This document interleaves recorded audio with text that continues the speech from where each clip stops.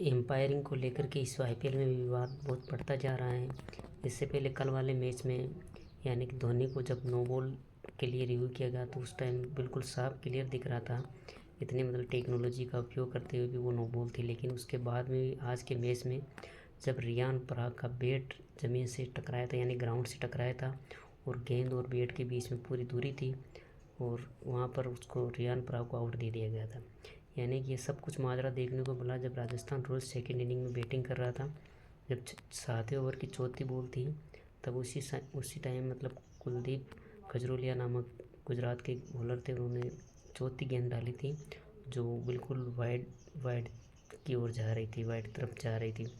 वहाँ पर रियान पराग ने बैट टच किया था। जैसे ही बैट तो बॉल और बैट का मीटिंग पॉइंट था, उसी टाइम बैट ज़मीन से टकराया था यानी ग्राउंड से टकराया था और बॉल सीधी बटलर ने पकड़ ली थी और अपील की गई थी और एम्पायर ने सीधा आउट दे दिया था।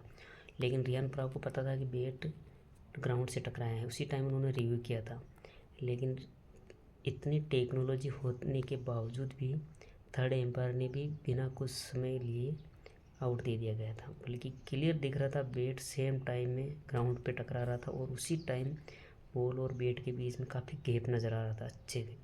और कमेंट्रेटर, इंग्लिश कमेंट्रेटर से लेकर के हिंदी कमेंट्रेटर, मोहम्मद कैफ, सारे मतलब इसी बात को लेकर के थे कि मतलब ये बॉल बैट से नहीं टच हुई थी बल्कि बैट ग्राउंड से टच हुआ था और इस किलोमीटर है इसमें इस कारण दिखा गया था। लेकिन ये घटिया एम्पायरिंग पहले भी देखने को मिली थी पिछले सीज़न भी और इस बार भी ऐसा हुआ। हालांकि राजस्थान रॉयल्स ये मैच ज़रूर हार गई है लेकिन इस मैच में बहुत इफेक्ट पड़ता। रियान पराग ज़बरदस्त फॉर्म में थे, उन्होंने 26 रन बना चुके थे वो, यानी कि बहुत अच्छे 3 छक्के लगाए थे उन्होंने भी। लेकिन एम्पायर की एक गलती की वजह से राजस्थान ये मैच कह नहीं सकते कि राजस्थान पूरा मैच उस एक गलती की वजह से हारा है।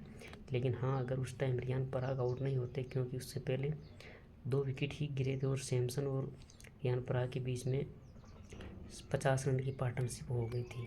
अगर वहाँ पर विकेट नहीं गिरता, अगर रियान पराग अच्छे खेलते और वहाँ से तो दबाव ज़्यादा नहीं आता और आगे की विकेट नहीं गिरते हैं, ये मैच राजस्थान अपने हाथों में ले सकते थे। लेकिन उसके बाद में रियान पराग और एम्पायर के बीच में भी कहासुनी हुई थी, बहुत मामला बढ़ता गया था। लेकिन आज सोशल मीडिया पर यही सवाल उठ रहा है, क्या एम्पायर इतनी टेक्नोलॉजी होने के बावजूद भी ये मतलब बेनिफिट ऑफ बैट्समैन को मिलना चाहिए, ये भी नहीं मिला, इतना क्यों नाइंसाफ़ी हो रही है?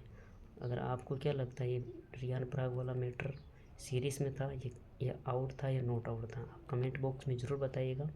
और क्या एम्पायर जब जैसे मतलब कोई बैट्समैन या कोई खिलाड़ी एम्पायर से बहसबाजी करता है या माना कि ग्राउंड पर कोई ऐसी कोई विवादास्पद प्रकरण के मामले में जब उसको मैच फीस काट दी जाती है या बैन कर दिया जाता है कुछ मैचों के लिए, क्या ये पैमाना एम्पायर के लिए नहीं है क्या?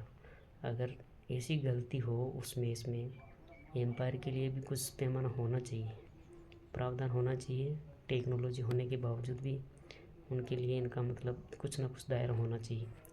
टेक्नोलॉजी है तो पूरा टेक्नोलॉजी का अच्छे से उपयोग कीजिए, नहीं है तो उसका मतलब बेनिफिट बैट्समैन को मिलता है जो मिलना चाहिए था, ये भी नहीं हुआ था।